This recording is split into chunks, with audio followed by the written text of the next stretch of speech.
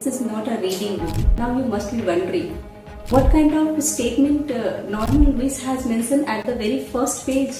तो आज के वीडियो में हम लोग जानेंगे कि ये नॉर्मन लुइस के लिखे हुए इस किताब से हम अपने वोकैबुलरी को और कैसे इनहांस कर सकते हैं। हेलो दोस्तों, आपके स्क्रीन पे एक किताब दिख रहा होगा, नाम है Norman Lewis and word power made easy, इसका टाइटल है। उन्होंने कहा है कि इस किताब को सिर्फ पढ़ना ही नहीं है, बल्कि हमें लिखना है, हमें समझना है, हमें वो सारी एक्टिविटीज को पॉजिटिवली और स्टिक रखकर एक कंफर्टेबल शेड्यूल, कंफर्टेबल एनवायरनमेंट के साथ हमें वो सारे एक्टिविटीज को करना है, परफॉर्म करना है। अब आप लोग बहुत क्यूरियस हो रहे होंगे कि वो कौन कौन से एक्टिविटीज है जो कि नॉर्मन लुइस ने इस किताब में बात किया है। तो मैं आपको बताती हूँ वो कौन कौन से एक्टिविटीज है। सबसे पहले जो सेशन दिया हुआ है इस किताब में वो ये है, हम सबके पास कुछ न कुछ वोकैबुलरी है, ऑलरेडी हमारे पास कुछ न कुछ वोकैब है, तो वो अपने जो पहले से हमारे वोकैबुलरी के स्टॉक है, उस स्टॉक को और भी कैसे इनहांस करे, कैसे इनरीच करे, है ना, उसमें हमें ये बुक बहुत ही मदद करेगी। Believe me, if you are consistent, if you are a curious learner, then of course you are supposed to follow this particular book. Let me tell you one more thing that I remember, I would like to mention here, कि एक बहुत ही famous quote है। वो कौन सा coat है, आप लोगों ने जरूर सुना होगा इसको। I hear, I forget, I see, I remember, I do, I understand। कहने का मतलब ये है कि जब हम सुनते हैं हम भूल जाते हैं, जब हम किसी चीज को देखते हैं, है ना, तो हमें याद रहता है, और जब हम किसी चीज को करते हैं, किसी भी एक्टिविटी को परफॉर्म करते हैं, वो हमें लंबे समय तक याद रहता है।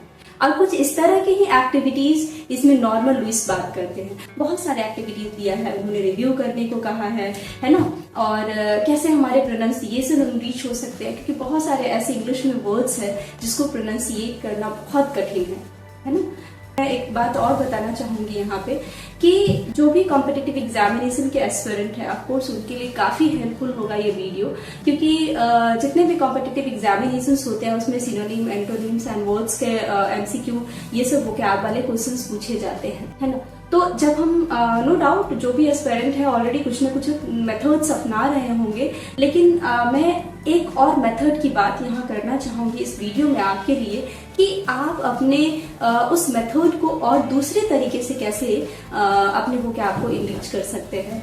तो इसमें नॉर्मन लुइस कहते हैं कि मतलब कि ये रीडिंग बुक तो नहीं है, लेकिन क्या है फिर, है ना, this is not a reading book, don't read this book. Particularly इस लाइन पे फोकस किया है, उन्होंने कहा है don't read this book, rather than you know instead work with it, बल्कि हमें करने की जरूरत है, हमें कुछ एक्टिविटी परफॉर्म करने की जरूरत है। टेक अ पेन और pencil and do it, perform it, use your mind, your eyes and make a schedule, make a comfortable schedule and stick to it. क्योंकि आज हम बहुत ही इंथुजियास्टिक हैं, आज हम करेंगे, कल को हम छोड़ देंगे, है ना। ऐसे ही हमारे लर्नर्स के जरूर इस तरह के यू नो कैरेक्टरिस्टिक्स होते हैं कि आज बहुत मोटिवेटेड है और आज हम इस वोकैब की बुक, इतनी पहले बात तो ये इस मोटी सी बुक को देख के हम घबरा जाएंगे कि इतनी सी मोटी बुक को कैसे खत्म करना है। नॉर्मल लुइस सिर्फ 3 मंथ्स मीन्स 3 महीने में कैसे इसको खत्म करना है वो भी उन्होंने बताया है इसमें,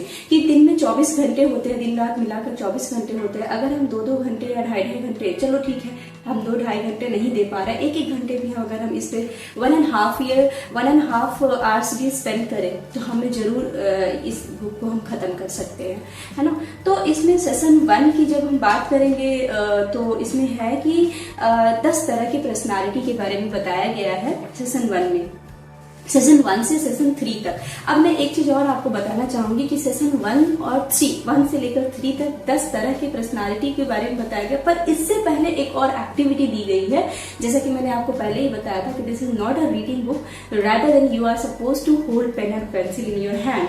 आपको एक्ट करने की जरूरत है, आपको एक्टिव पार्टिसिपेंट बनने की जरूरत है। तो आपके पास ऑलरेडी जितने भी वर्ड्स है, वोकैबुलरी की लिस्ट है, वो आपको सबसे पहले लिख देना है ना। इसमें अराउंड 100 एबव अराउंड 125 वर्ड्स का स्टॉक दिया हुआ है जो आप पहले से जानते हैं। वो कोई भी वर्ड्स हो सकता है, वो जो हमने बचपन में या अब तक हमारे पास हमने जितना भी सीखा है वर्ड्स मीनिंग, वो आप इसमें लिख सकते हैं 125 वर्ड्स, ऑलराइट। उसके बाद 60 एमसीक्यू दिए गए हैं, सेशन 1 एंड 3 से पहले की मैं बात कर रही हूँ। तो सेशन 1 to 3 से पहले की जो है वो 1 से लेकर 60 तक MCQ दिए गए हैं, वो भी आपको करना है। आफ्टर दैट हम लोग आते हैं डायरेक्टली सेशन 1 एंड 3 पे। तो इसमें 10 तरह की पर्सनालिटी के बारे में बताया गया है, एक इंडिविजुअल के पर्सनालिटी के बारे में बताया गया है। तो इसमें एक let me tell you what word best describe your personality if you are. Okay, what word यानी कि what word best describe your personality if you are, है ना। So if you are interested solely in your own welfare, मतलब ये कि number 1 में बता रही हूँ, नंबर 1 ये है कि if you are interested if you are interested solely in your own welfare, आप खुद के वेलफेयर के बारे में, खुद के एडवांटेज के बारे में हमेशा बातें करते हैं या कंसर्न रहते हैं, तो उस पर्सनालिटी टाइप को इंग्लिश में क्या कहते हैं। सेकेंड नंबर है कि constantly take about yourself, talk about yourself, हमेशा आप अपने बारे में बातें करते हैं, चाहे वो आप ग्रुप में, किसी ग्रुप में है या फिर किसी पड़ोसी के सामने है या फिर किसी रिलेटिव्स या फैमिली मेंबर्स के बीच है, बातें कर रहे हैं। बहुत तरह की बातें होती है और हम लोग आसपास में आपस में बातें करते हैं। तो जब आप हमेशा मैं बातें करते रहते हैं, तो उस टर्म को इंग्लिश में क्या कहते हैं, है ना। जैसे कि मैं, मतलब कुछ भी हुआ तो मैं, है ना। आई सेंटर्ड, आई को सेंटर में रख के बातें करना, तो उसे क्या टर्म दिया गया है। नंबर 3 है dedicate your life for helping others, है ना। कुछ ऐसे भी हमारे समाज में लोग हैं जो कि चाहते हैं दूसरों को अपनी जिंदगी या अपने कमाए हुए पैसों से दूसरे को मदद करना चाहते हैं, तो उस तरह के लोगों के लिए, उस तरह की पर्सनालिटी के लिए टर्म क्या दिया है इंग्लिश में, 3rd नंबर। अब 4th जो है उसमें कहा गया है कि टर्न योर माइंड इनवर्ड्स, मतलब कुछ ऐसे लोग भी होते हैं जिन्हें बहुत हेजिटेशन होता है, वो ग्रुप में बोल नहीं पाते या किसी भी प्रेजेंटेशन को परफॉर्म नहीं कर पाते पब्लिकली, है ना। काफी हेजिटेशन होता है। ऐसा नहीं है कि वो इंटेलिजेंट नहीं हो सकते हैं, ऐसा भी नहीं है कि उनका IQ जो है वो मतलब एवरेज बिलो या फिर कुछ करने के लायक नहीं होते, ऐसा भी नहीं है। वो हेजिटेशन होता है, although he or she knows everything but he or she is not able to perform in front of others, in front of at the public platform. So that kind of person, that kind of personality, what is the term is given for that kind of person. Now इसके just opposite एक होते हैं individual का personality, जिसका होता है मतलब कि वैसे इंसान जिन्हें काफी हेजिटेशन, कुछ भी नहीं होता है, ऑल ऑफ द सडन अगर आप उसको किसी मंच पे खड़ा करते हैं कि बहुत कॉन्फिडेंट के साथ वो बोलना शुरू कर देते हैं। ताकि ये भी नहीं, कभी कभी ये भी होता है कि किसी इंसान को इतना मतलब कि वो इतने फ्रैंक होते हैं, किसी टॉपिक पे मास्टर नहीं, बट स्टिल वो 10 लाइनें अच्छे से प्रस्तुत करके आ जाएंगे पब्लिक के सामने, है ना। तो उस टर्म को इसमें क्या मतलब कौन सा टर्म दिया गया है। अब नेक्स्ट जो वर्ड है वो है हेट ह्यूमैनिटी, मतलब कि मानवता से नफरत। मानवता से नफरत को क्या टर्म दिया गया है।